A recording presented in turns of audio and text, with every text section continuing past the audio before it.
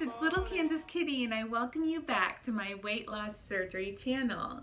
I had the RNY Gastric Bypass surgery on June 25th, 2018, so this marks my 1 year, 1.5 month post-op update. I started off my high weight at 238 pounds. I'm 5'6", I'm 39 years old, and my maintenance range is 138 to 145. I came to you about 3 weeks ago and I weighed 144. So let's just jump on the scale and see where I am today.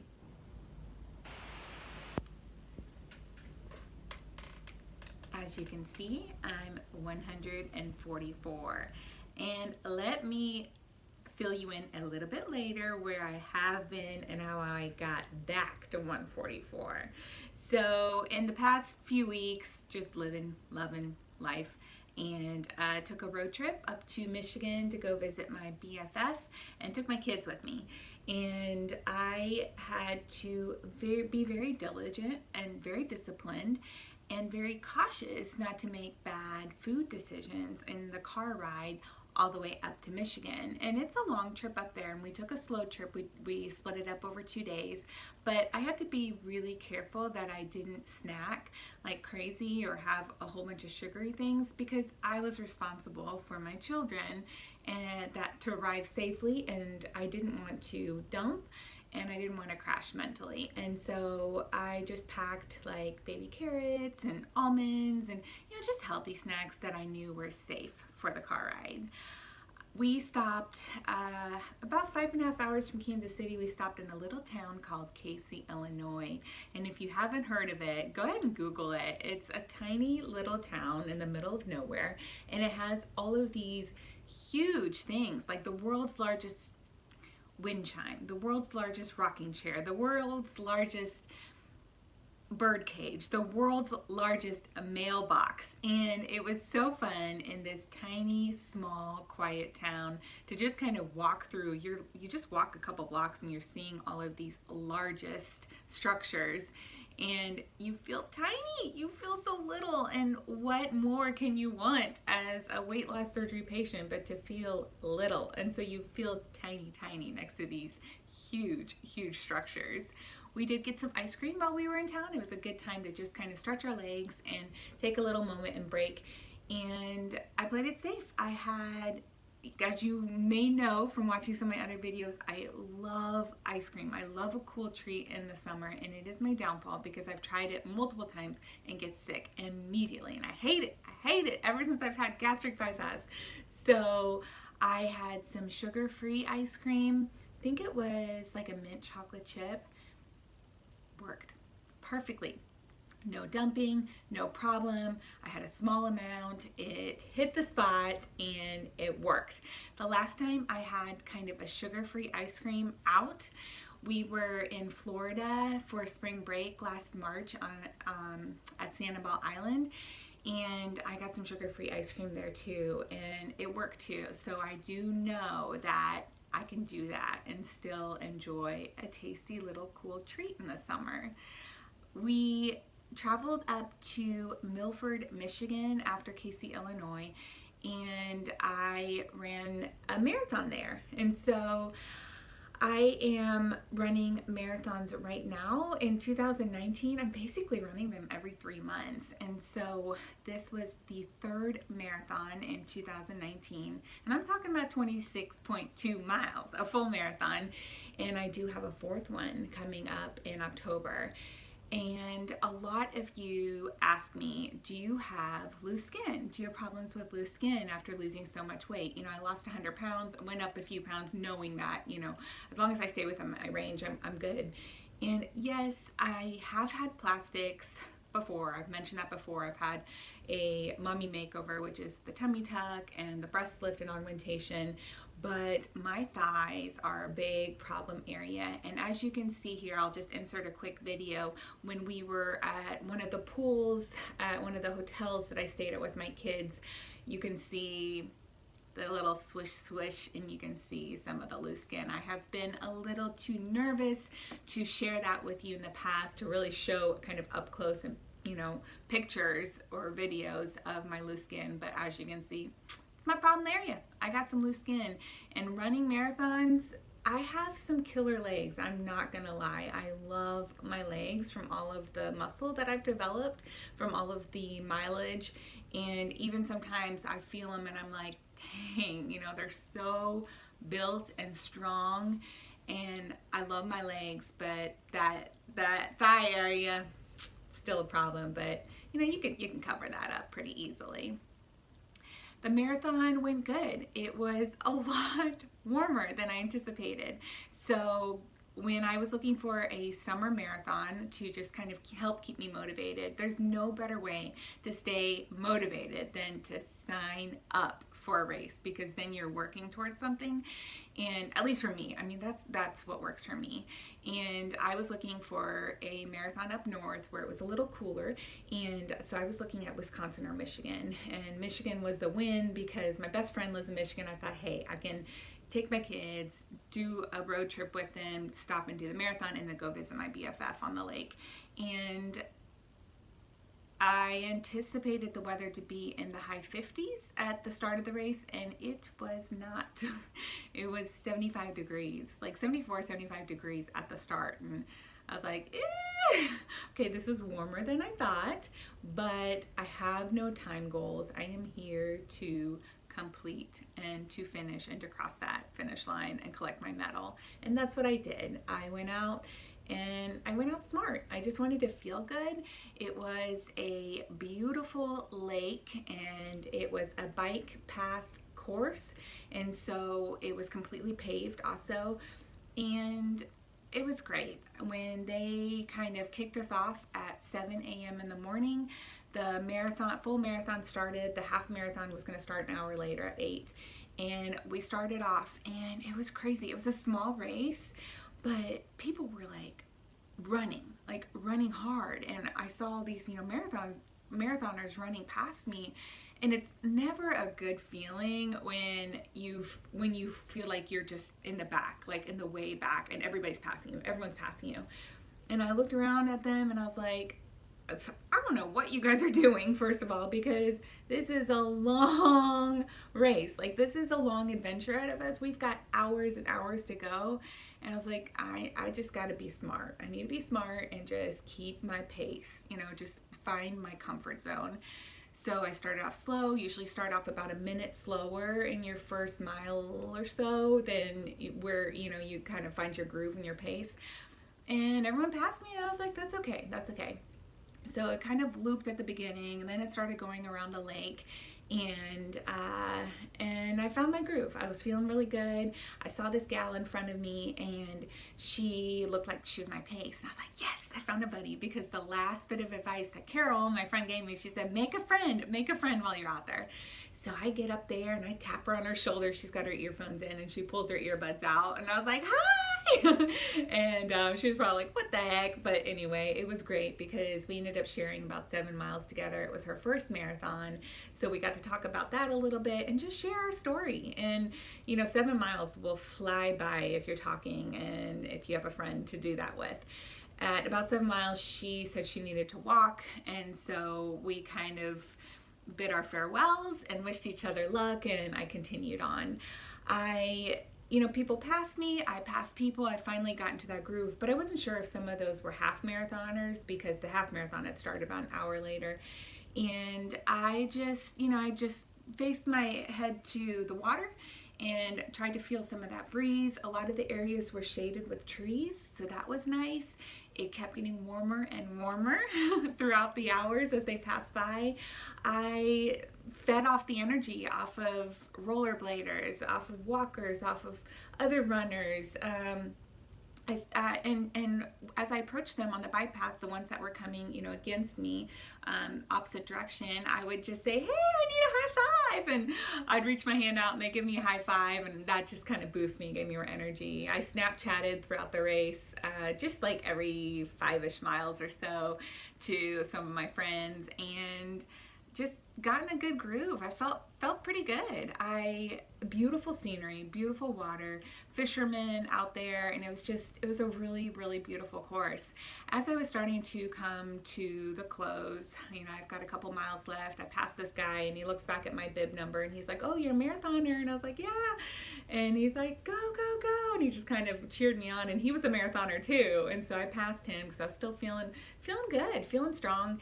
And again, no time goals. I knew I just wanted to be at a 10-minute per mile pace. That would make me happy. And so as I start to see the finish come, I just started, I realized that I was going to be a little bit better on my time than I anticipated. And I just started sprinting, and I sprinted hard, and I came, I finished that finish line. I hit that line. The tears started coming down. I always get emotional when I finish a marathon and a race. And I was collecting my water and I was guzzling my water. And just a real quick tidbit that I did want to share many videos ago. When you first have gastric bypass surgery or weight loss surgery in general, you're sipping your water and your fluids, and you might only be able to get 1 sip down. And then you kind of graduate, you can get 2 sips down. And I am at a place where my average, like drinking, I probably can do about 4 or 5 sips down before I'm like, "Oh, my little pouch is full." And on a very dehydrated, like after a race, I can probably do 6 or 7 sips. So just an interesting thing. I still can't like slam a whole bottle of water, but I can definitely fill in more. And so I remember when I first had the surgery post-op thinking, "Oh my gosh," like I was so scared. I thought, how am I ever going to hydrate myself after a run? How am I ever going to feel like my thirst has been quenched? So not to worry, you will get there, and you can totally quench your thirst with 4 or 5 sips, totally. And then you just wait for a little bit, and then you can start all over again. Anyway, so I'm drinking my water. I hand my phone over to somebody to see if they'll take a photo of me, and they're printing off the times every 10 minutes, and just kind of laying them on this table, and of runners times, and the news times that have come through. And so I go up there to kind of look at the final times that came in, and I knew where I was because of my watch. I did a 4 hour 22 minutes, so great, average, pretty good for me. It's probably my 3rd fastest marathon out of the 8 that I've done, and so I was happy with that. And so I'm up there, and the gal, she's like, "Are you," and she said my first and last name. I almost said that. I'm not going to release that here. But, "Are you Little King's Kitty?" Anyway, and I was like, "Yeah." And she said, "You got first. You got first in your age division." I was like, "What?" And I just busted out laughing. I was like, "Are you serious?" So that was awesome. I've never that was amazing. So basically I got 6th overall female in the whole race, and I placed first in my age division. And mind you, the age division is age 30 to 39, and I'm 39 years old, so I beat out some of the young ones. And so that was pretty stinking awesome. Yeah. Crazy, but the bliss and the joy of running a smaller race. So my trophy, my award that they gave me, I was so excited. I was like, "Oh my gosh, thank you." I got this red mug, and I'll insert a quick photo of that as well. What's next? I'm running another marathon in New Jersey. I have been having major pains with the muscle nags that I had going in, some of the strains that I had going into the marathon. So I've had to rest, and here is something that happened during that rest period. So the week after the marathon, I was up further north Michigan visiting my best friend, had a great time on the lake with her and my kids. And I ate everything and anything that I wanted, and I had no pain that first day from the marathon, no discomfort the next day. The following day, I'm like, I want to go run 8 miles. So I ran 8 miles, around her small little town in Michigan, came back, and ooh, I was hurting. I was hurting so bad, like limping bad, and just trying to roll it and ice it and massage it, and doing a lot of numbing with vodka. So it's my celebratory drink, and I'm definitely having a little bit more, yeah, than I was before, but it numbs the pain. I was in so much discomfort. So like, okay, I need to rest. So during that week off after the marathon, I got home, stepped on the scale because I did not bring a scale this time on vacation with me, and believe it or not, I was up 11 pounds. What the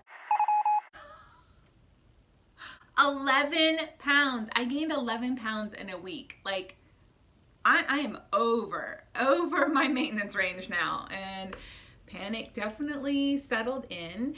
And the nice thing is it went to my booty, you know, like I was feeling like my booty was filling out where I have a lot of loose skin there. So that was kind of nice. But no, I needed to get that weight off, even if I'm going to be resting and not doing any cardio. Like, I needed to quickly make some smart food decisions. And so with my looking for some validation that it's okay to gain 11 pounds in a week, I went online and I was reading some articles about elite marathon runners, and it actually was kind of normal. Like, a lot of them take a week or 2 weeks off after a marathon. They eat whatever they want, and because they're all of a sudden, you know, putting a ton of carbs in their body and just being idle and not moving, the weight comes on super fast. And I found that an elite runner who's a lot smaller than me, you know, we're talking about probably another 30 pounds less than me or so for some of them skinny binnies, they were gaining between 7 and 13 pounds in a week. So the one thing I do always say is fast weight on is fast weight off. So I had been getting in the habit of eating a lot of like sweet, sugary stuff, more candy. I don't know why I'm leaning towards more candy versus chocolate like I used to, but my bad habit was that I was eating that right before bed, and it was kind of like, oh, I can eat it. Even if I dump, it's okay because I'm going to totally fall asleep and I won't even feel the dumping. And so I was getting in a bad habit of eating like really sugary like candy right before I go to bed. And I realized if I can do that right before I go to bed, I mean, it's just as easy to just go to bed, right? That's what I really need to do, is just cut it out and go to bed. So I started kind of, you know, working on just making better food decisions again into this past week, and I lost the 11 pounds that I gained. So crazy. I gained 11 pounds in 1 week and I lost 11 pounds the second week.